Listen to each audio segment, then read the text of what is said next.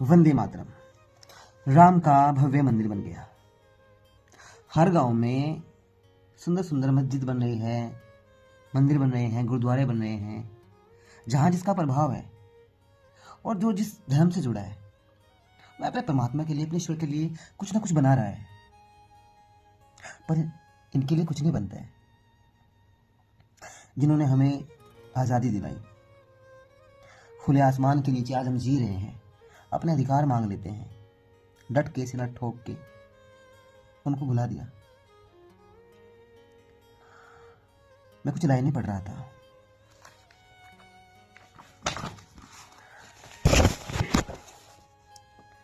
JS. देल के अनुसार क्रांतिकारी आंदोलन का कार्य क्षेत्र चाहे कितना भी सीमित रहा हो, उसने भारतीय राष्ट्रीय आंदोलन की गति को एक दूसरा धारा के माध्यम से और तेज किया।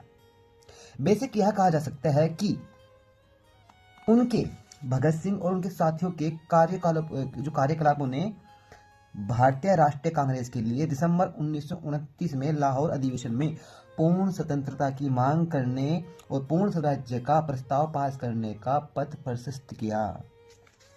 जो कांग्रेस ने पूर्ण स्वराज्य की मांग की थी, वह भगत सिंह के द्वारा और उसके साथियों के द्वारा सबसे पहले मांगी गई थी, और उन्हीं के पूर्ण स्वराज्य की मांग को फिर 1929 में कांग्रेस आगे लेके आई। आपको पता है भारत की एनसीईआरटी बुक से, विद्यालयों से इनको निकाल के क्यों फेंक दिया? क्योंकि यदि भारत की हिस्ट्री पढ़ाई जाएगी, सच्ची हिस्ट्री, सच्चा इतिहास, तो लोग विद्रोह कर देंगे।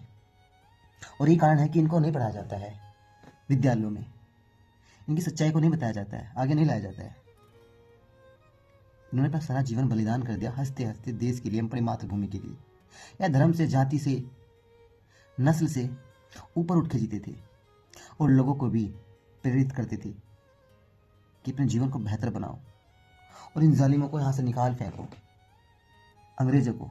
और उनके साथ जो उनकी कठपुतलियां बन चुके थे कुछ नेता, कुछ पूंजीपति, जो उनके साथ मिलकर अपने ही राष्ट्र के लोगों का खून पी रहे थे।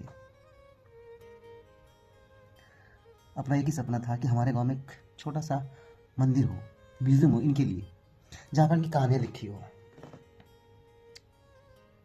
इनकी तस्वीरें हो, मूर्तियां हो। इसे मंदिर बनाते हैं, ऐसे इनके मंदिर हो। और एक दिन के ऐसे मंदिर बनेंगे ना गांव गांव में, तो भारत बर्बाद होने से बच जाएगा, नशे में डूबने से बच जाएगा, घर टूटने से बच जाएंगे, देश गंदगी से बच जाएगा, भ्रष्टाचार से बच जाएगा। क्योंकि ये जीना सिखाते हैं, जिंदगी के महत्व को समझाते हैं। इनको बुला दिया तो देश को बर्बाद होने से, टूटने से कोई नहीं बचा पाएगा। आज देश में वही स्थिति बनी है जो 100 साल पहले बनी थी। पूंजीपति, भ्रष्ट नेता, भ्रष्ट अधिकारी अपने ही लोगों का खून पी रहे हैं अपने स्वार्थ को पूरा करने के लिए। आज भी वही दंगे हैं जाति के, धर्म के, जो 100 साल पहले थे। और उन्हीं को खत्म करने के लिए इन लोगों ने आवाज उठाई थी कि एक ऐसा राष्ट्र हो जहां सब मिलकर रहे, एक छत्र के नीचे। पर वह नहीं हो पाया क्योंकि स्वार्थी नेताओं ने, वो स्वार्थी लोगों ने, चाहे धर्मगुरु हो, नेता हो, अधिकारी हो, कोई भी हो, पूंजीपति हो, उन्होंने अपने स्वार्थ के लिए इस राष्ट्र को तोड़ डाला, इसकी सुंदरता को मिटा डाला। और जिन चीज़ों के खिलाफ हमें लड़ना चाहिए था, कुपोषण के खिलाफ, बेरोजगारी के खिलाफ, अशिक्षा के खिलाफ, भेदभाव के खिलाफ, ऊंच नीच के खिलाफ, गंदगी के खिलाफ, बीमारियों के खिलाफ, उस लड़ाई को भुला के व्यर्थ की और बेकार की बातों में सब उलझे हैं।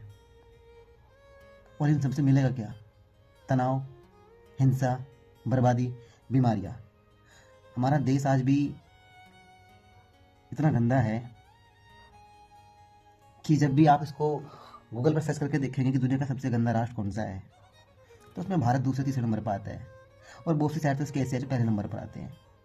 इतना बुरा हाल है हमारे यहाँ पर। यदि हर गांव में इनके मंदिर हो, इनकी म्यूजियम हो, तो बच्चे नशे करने से बचेंगे, जीवन को व्यर्थ की बातों में बर्बाद करने से बचेंगे, और उनको एक सही दिशा मिलेगी। वंदे मातरम।